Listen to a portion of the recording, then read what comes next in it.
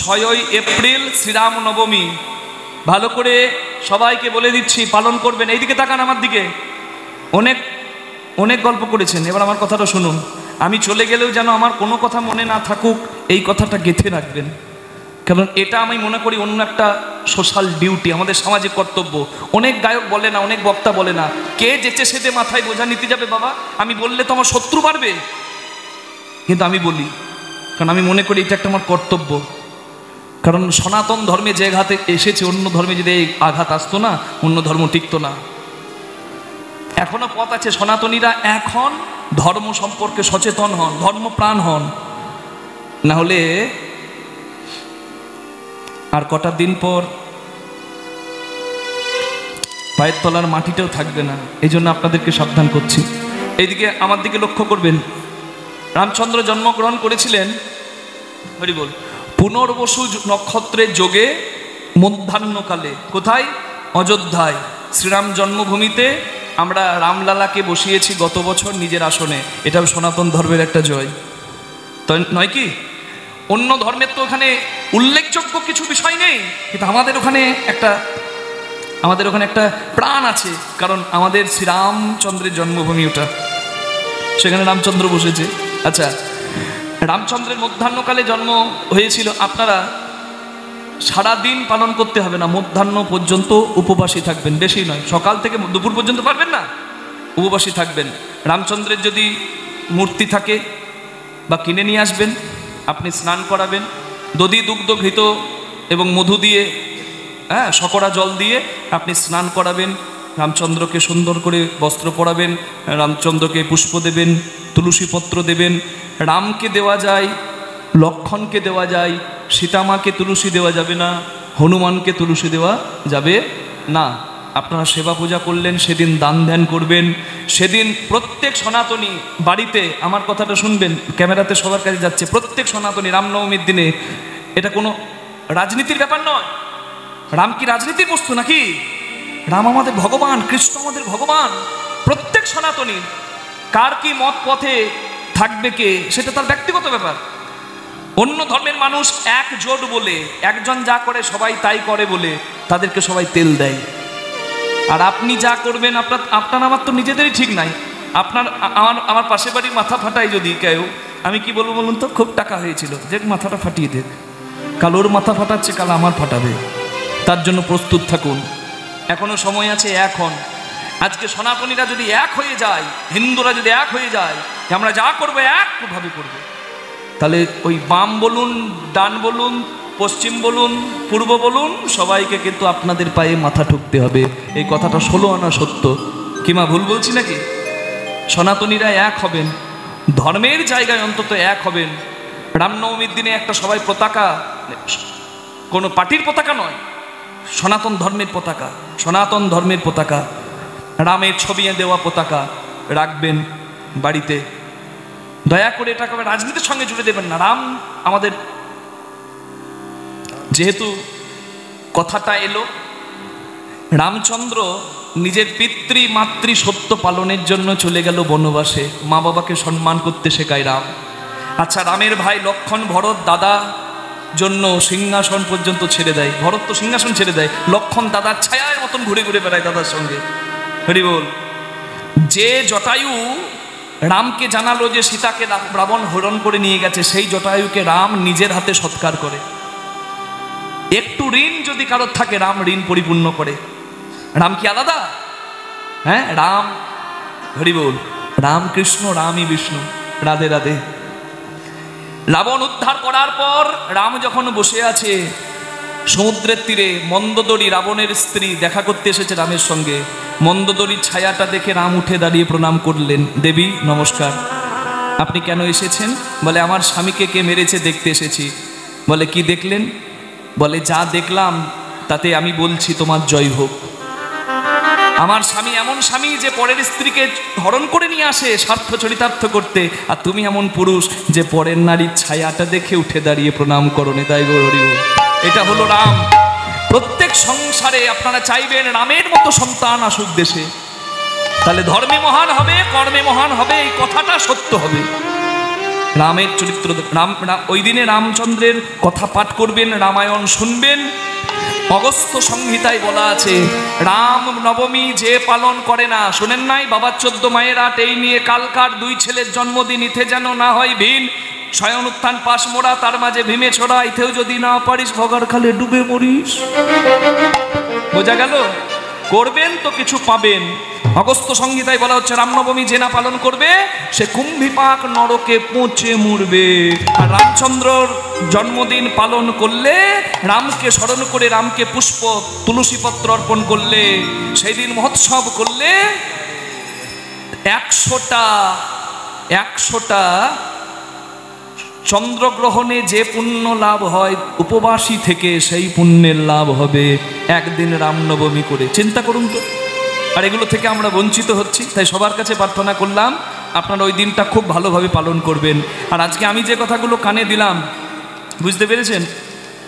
নামের মালা জপ করছেন, তা বলে অন্যায় দেখে নামের মালা জপ করে পায়ে ধরবেন নাকি? তাহলে ভগবান বলতো কুরুক্ষেত্রের মাঠে অর্জুনকে, যাও পায়ে ধরো। কি বলেছিল? যুদ্ধ করো। যেখানে যেটা প্রযোজ্য, যেখানে মাথা নামালে পাবেন সেখানে মাথা নামাবেন। আর যখন দরকার আসবে, নামের মালা নামের ঝোলা রেখে দরকার পড়লে তরোয়ালটাও ধরতে হয়। ধর্ম এটাই শিক্ষা দেয়। ধর্ম রক্ষার জন্য যদি অস্ত্র ধরতে হয় সেটাও ধর্মই হয়। তাই আপনাদের কাছে নিবেদন করব, শিবভক্ত ত্রিশূল ধরবেন, হরিভক্ত তরোয়াল ধরবেন, আর যারা মায়েরা কিছু পারবেন না তো ঝাঁটা ধরবেন শীতলা মায়ের মতো, আর যদি পারেন জগৎজননী জগদ্ধাত্রীর মতো ত্রিশূল ধরে দাঁড়াবেন, অন্যায়ের প্রতিবাদ করবেন। সাপ যদি মন্দিরে থাকে শিবলিঙ্গের উপর, সাপকে দি ফুল বেলপাতা, কিন্তু সাপ যদি ঘরে ঢুকে মশারির তলায় ছেলেকে কামড়াতে যায়, সাপকে দি লাঠির বাড়ি।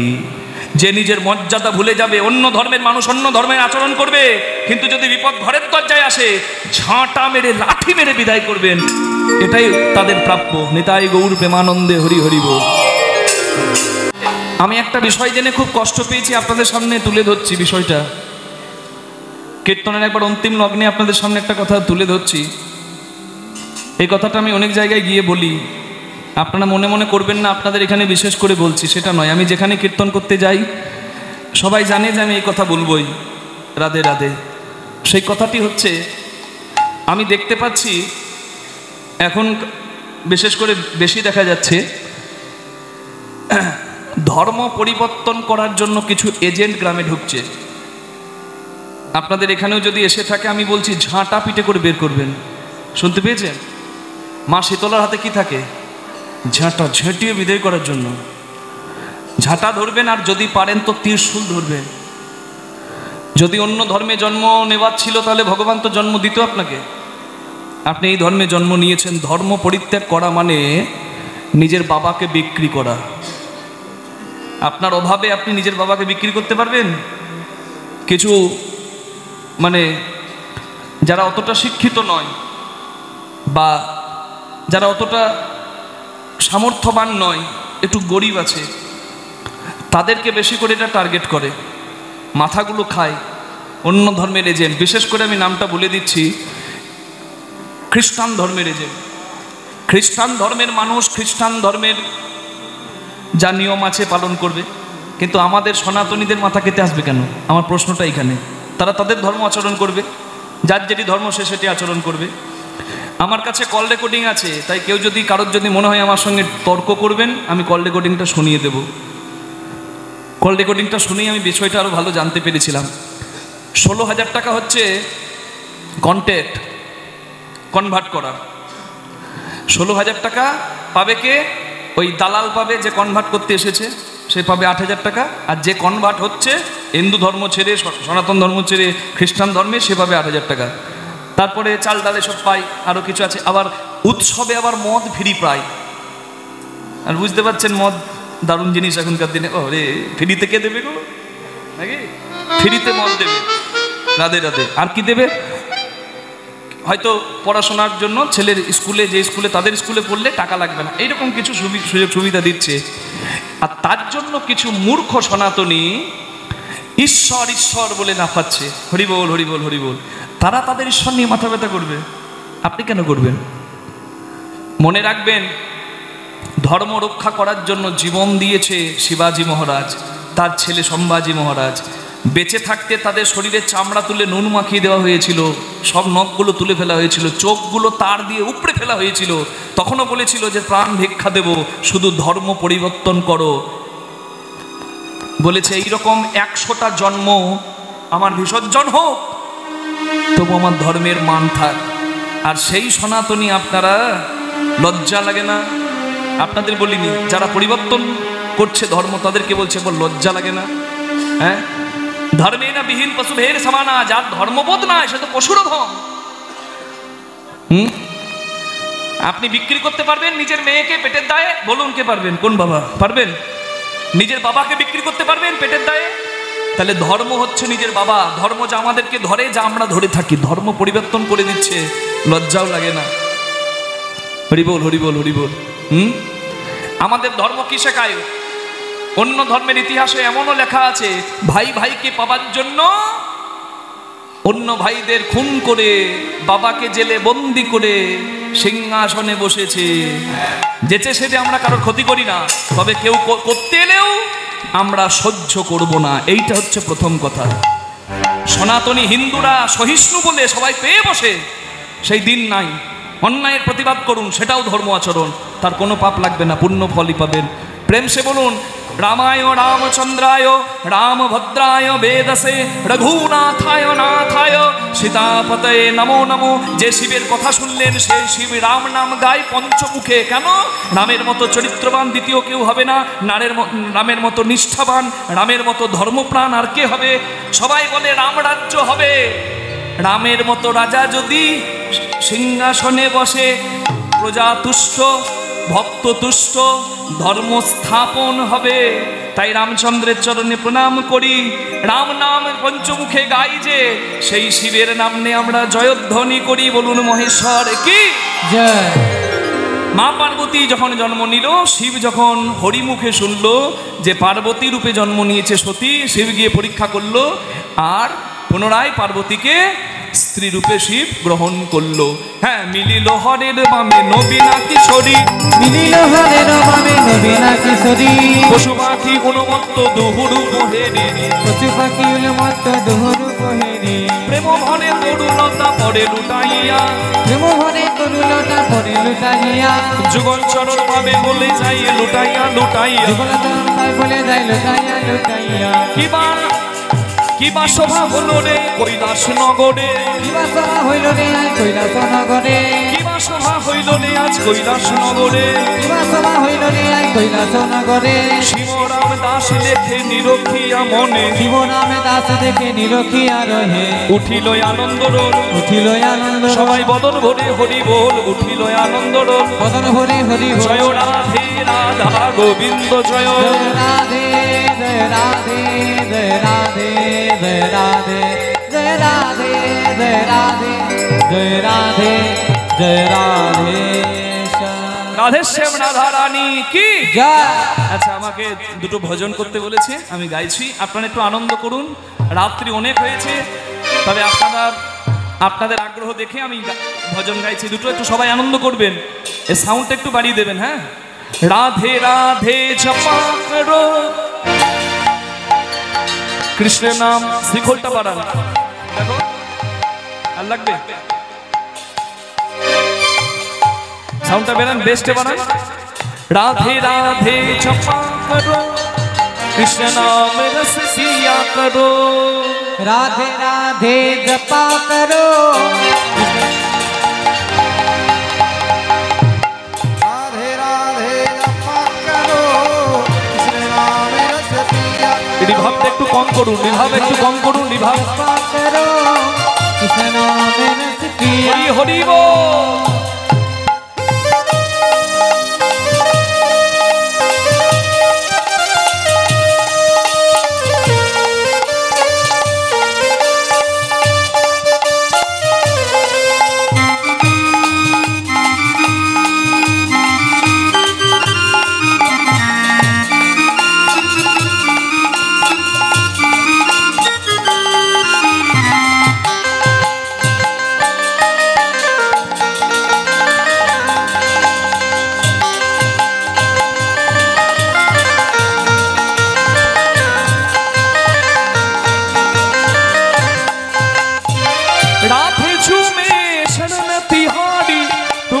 कृपा से मिले बिहारी। राधे झूमे शरण तिहारी, तुम्हारी कृपा से मिले बिहारी। राधे झूमे शरण तिहारी, तुम्हारी कृपा से मिले बिहारी। तुम्हारी कृपा से मिले बिहारी, तुम्हारी कृपा से मिले बिहारी। तुम्हारी कृपा से मिले बिहारी। जुगल चरण में बलि जया करो, राधे राधे राधे राधे जपा करो। राधे राधे जपा करो, कृष्ण नाम रस पिया करो।